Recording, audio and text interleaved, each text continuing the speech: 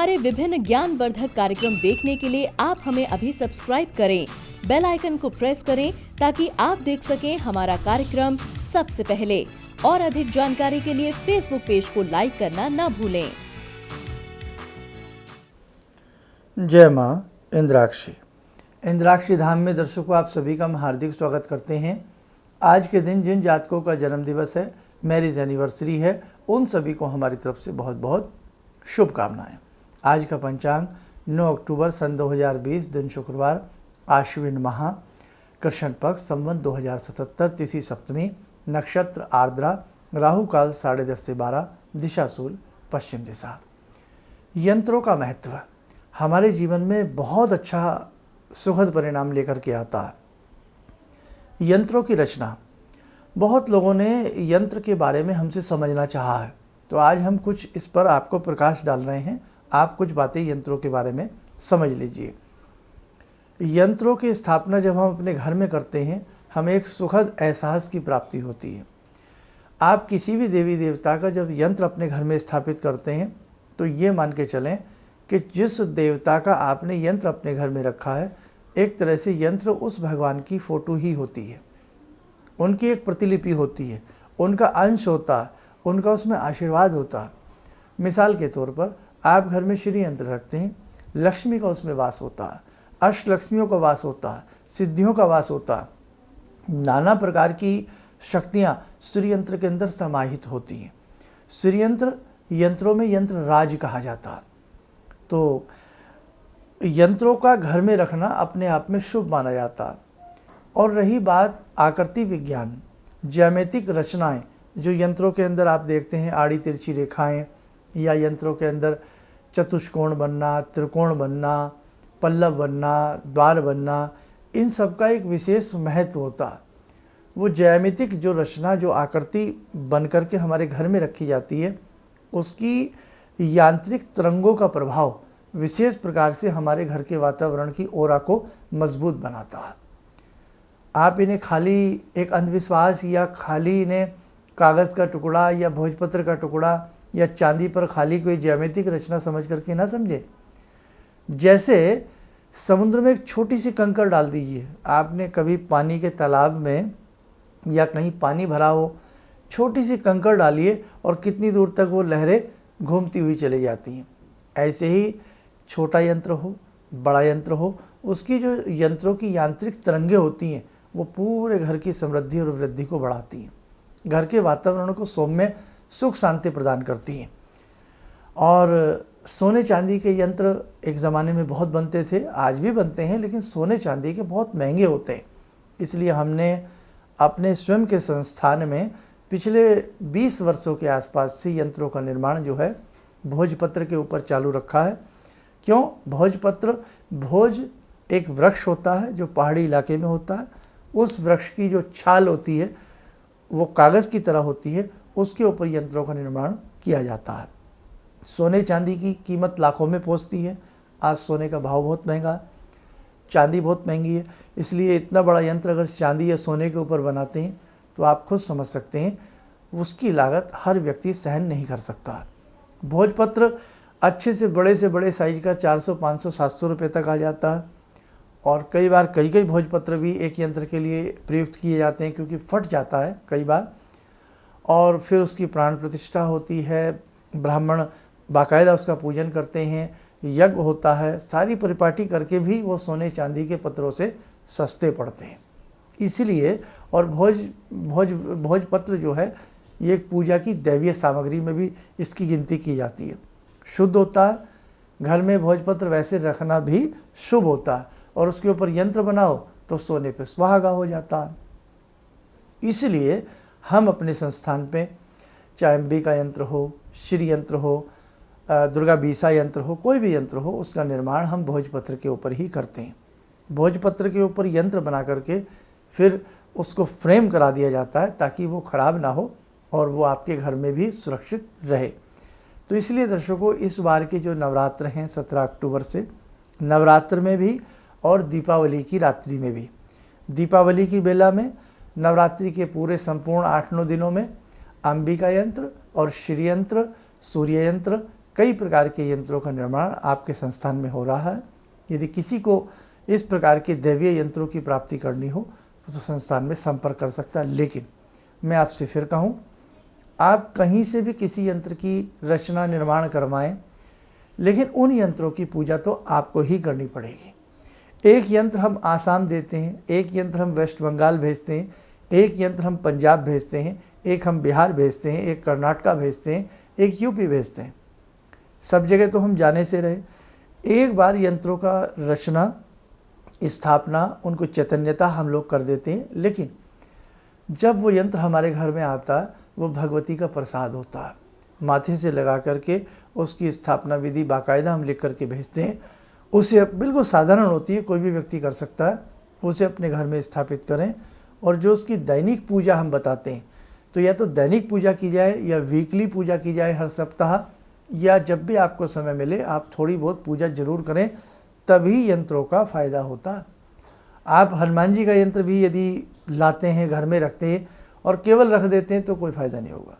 अब हनुमान जी का यंत्र है, आपने घर में रखा, धूप दीप करिए, रोज़ नहीं सही तो मंगलवार के दिन कम से कम हनुमान चालीसा पढ़ लीजिए, हनुमान अष्टक पढ़ लीजिए, तो उस यंत्र में चैतन्यता बनी रहेगी। अब आपने देखा मंदिर में प्राण प्रतिष्ठा किसकी होती है? मूर्तियों की। जो मंदिर के पुजारी होते हैं, ब्राह्मण होते हैं, वो सुबह शाम अच्छे से आरती करते हैं, भोग आदि लगाते हैं, पूजा पाठ चलता रहता है, तो मूर्तियों में एक प्राण बने रहते हैं, चैतन्यता बनी रहती है। प्राण प्रतिष्ठा एक बार होती है, लेकिन उसमें चैतन्यता लाने के लिए प्रतिदिन सुबह शाम मंदिरों में पूजाएं होती हैं। तो ऐसे ही मेरे दर्शकों, कभी भी आप कोई यंत्र अपने घर में रखते हैं, किसी से बनवाते हैं, स्थापना करते हैं, तो ध्यान रखें उसमें प्राण प्रतिष्ठा बनी रहे, प्राण बने रहें, उसकी ऊर्जाएं काम करती रहे, यांत्रिक तरंगे अच्छे से कार्य करें, तो उसकी पूजा पाठ आपको थोड़ी या ज़्यादा करनी पड़ेगी। अब होता क्या आजकल के माहौल में, यंत्र जो होते हैं अशुद्ध भी बनते हैं। कैसे? बाज़ार से आप ले आते हैं 20-30, 50 रुपए का ले आए, अब उसमें संख्याएं भी इंग्लिश में लिखी होती हैं, 1 2 3 की जो संख्याएं होती हैं, वो भी तरीका गलत है। किसी भी यंत्र की संख्याएं हिंदी में ही होंगी तब वो कार्य करेगा। इंग्लिश में यदि संख्याएं हैं वो 0% भी काम नहीं करेगा, क्योंकि हमारे शास्त्रों में हमारे ऋषियों ने इन यंत्रों की रचना हिंदी में की है, इंग्लिश में नहीं की है। ये ध्यान रखें। मशीन के अंदर जो पार्ट्स लगना है उसी से मशीन चलेगी। आप ट्रैक्टर का पार्ट्स मोटरसाइकिल में लगा देंगे तो बात नहीं बनेगी, ये ध्यान रखिएगा आप। इतना तो समझ में आता है ना। तो ऐसे ही जैसे हमारे ऋषियों ने जिन यंत्रों की प्रतिष्ठा स्थापना बताई है उसी विधि से करोगे तो आपको लाभ मिलेगा। बाज़ार से ले आते हैं वो मशीन से बने हुए होते हैं और ना ही हम आपको उनकी विधि पता होती है, घर में ला करके हम उन्हें रख देते हैं, लाभ होता नहीं है। इसलिए नहीं होता है। इसलिए आपके आजू बाजू में कोई अच्छे ब्राह्मण हो जिन्हें नॉलेज हो कि यंत्रों की कैसे स्थापना की जाती है, क्या कैसे इसका यज्ञ होगा, कैसे पूजन होगा, और उसके बाद जब हम अपने घर में रखेंगे तो किस स्तोत्र का इसके सामने पाठ करना है, किस मंत्र का जप करना है या क्या करना है। तो देखो दर्शकों, क्यों नहीं लाभ मिलता। श्री यंत्र है, यंत्रों का राजा है।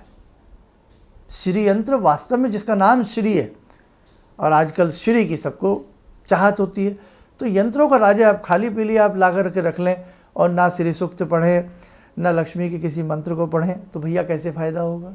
मेरे साधु को फ़ायदा नहीं होगा। आपका बच्चा कक्षा में पढ़ता है, किसी भी क्लास में पढ़ता है, बुक्स आपने दिला दी, किताबें ले आए और वो खोल के ही ना पढ़े, तो खाली किताबें रखी हुई क्या करेंगे? कुछ भी नहीं करेंगे। ऐसे ही यंत्र होता है कि किताब लाए उसको पढ़नी पड़ती है। तो यंत्र भी अपने घर में जब स्थापित होता है उसकी अपने हिसाब से थोड़ी या ज़्यादा पूजा करनी होती है। और हम अपने संस्थान में जो यंत्र बनाते हैं उसकी विधि विधान पूरा आपको बाकायदा भेजते हैं और फिर आप उनकी पूजा करेंगे। हमें पूर्ण विश्वास है भगवती कृपा करेगी। तो इस बार के नवरात्र में श्री यंत्र, अंबिका यंत्र का निर्माण है। बहुत लोगों की इच्छा है कि श्री यंत्र का निर्माण हम अपने लिए दीपावली में करवाएं, क्योंकि लक्ष्मी से संबंधित होती है।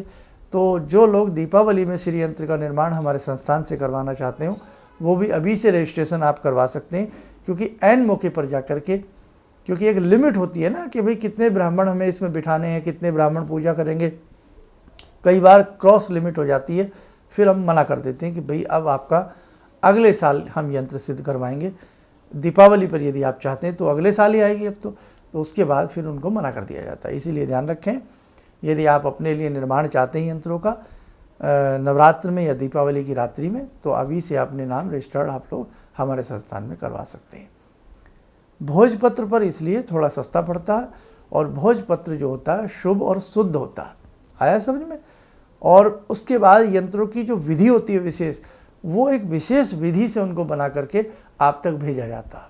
बाकी किसी भी और आपके दिमाग में कोई ऐसी यंत्रों को लेकर के बातें हैं तो हम 1-2 एपिसोड और इन बिटवीन बनाएंगे और आपको गंभीरता और गहराई से यंत्रों के बारे में समझाते रहेंगे।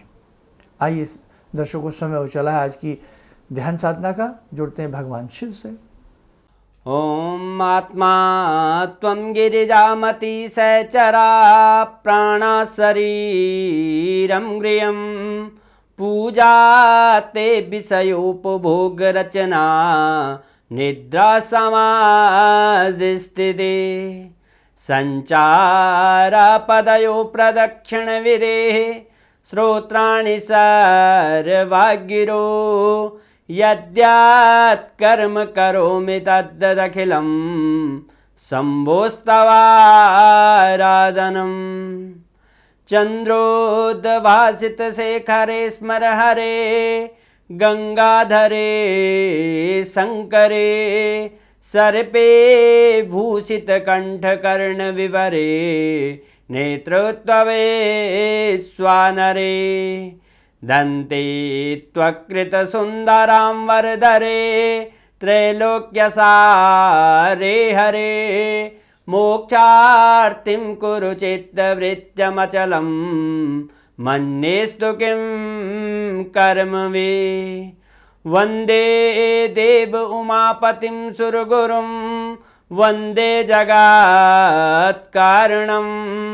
वन्दे पन्नगभूषणं मृगधरं वन्दे पशूनां पतिं वन्दे सूर्यशशाङ्कवह्निनयनां वन्दे मुकुन्दप्रियं वन्दे भक्तजनश्रयं च वरदां वन्दे शिवं शङ्करम् ॐ कर्पूरगौरं करुणावतारं संसारसारं भुजगेन्द्रहारं सदा वसन्तं हृदयारविन्दे भवं भवानी सहितं नमामि भवं भवानी सहितं नमामि।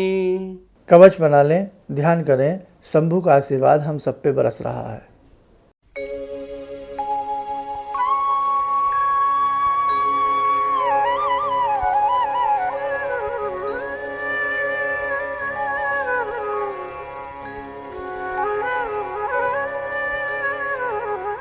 ओम बोलते हुए नेत्र खोलें, सामान्य हो जाएं। देखो दर्शकों, अभी हम दिल्ली में व्यक्तिगत रूप से किसी से नहीं मिल पा रहे हैं, अभी केवल हमारी टेलीफोनिक अपॉइंटमेंट चल रही हैं। तो यदि आप टेलीफोनिक अपॉइंटमेंट के द्वारा परामर्श चाहते हैं, चाहे आप देश में रहते हैं, विदेश में रहते हैं, कहीं भी रहते हैं, उसके लिए आप हमारे दिए गए नंबर्स पर संस्थान में संपर्क कर सकते हैं। अब एक अद्भुत कार्य, दीपावली आने को है और इधर शरद पूर्णिमा भी आने को है। आपके साथ मिलकर के करने का मन है। कुछ ही दिनों में हम उस चीज़ को आपको बताने वाले हैं। इन्हीं शब्दों के साथ हम अपनी वाणी को विराम देते हैं। जय माँ इंद्राक्षी। गुरु जी से मैं तब से जुड़ा हूँ जब से वो एक चैनल आती थी P7, उसी से मैं जुड़ा हुआ था। और गुरुदेव से हमारी जब मुलाकात हुई तो मैं आश्चर्यचकित रह गया जब उन्होंने हमसे बताया कि आपके साथ ऐसे ऐसे हुई। तो मैं इतना आश्चर्य हो गया कि इन्हें कैसे मालूम, और इतना बढ़िया इन्होंने बताया जिसके वजह से मैं आज तक उनसे प्रभावित हूँ। और इनका बताने का शैली वगैरह इतनी बढ़िया है जो हम अपने क्लास के टीचर से भी उतना बढ़िया नहीं समझ पाते थे। ये हमें बहुत पसंद आई। और दूसरी बात कि इनके साथ जितने भी मैं जब से जुड़ा रहा, जो भी समस्या आई, मैं बहुत ही अच्छा तरह से मेरे सॉल्व होते चले गए। और आज तक मैं उनके आशीर्वाद से मैं बहुत सुखी हूँ। किसी भी समस्या के समाधान के लिए मिले प्रसिद्ध हस्तरेखा एवं वास्तु विशेषज्ञ प्रोफेसर धर्मेंद्र शर्मा जी से। नोट: शिविर में भाग लेने हेतु एवं व्यक्तिगत रूप से मिलने के लिए कॉल करने का समय सुबह 10 बजे से शाम 6 बजे तक। हमारे विभिन्न ज्ञानवर्धक कार्यक्रम देखने के लिए आप हमें अभी सब्सक्राइब करें, बेल आइकन को प्रेस करें ताकि आप देख सकें हमारा कार्यक्रम सबसे पहले। और अधिक जानकारी के लिए फेसबुक पेज को लाइक करना न भूलें।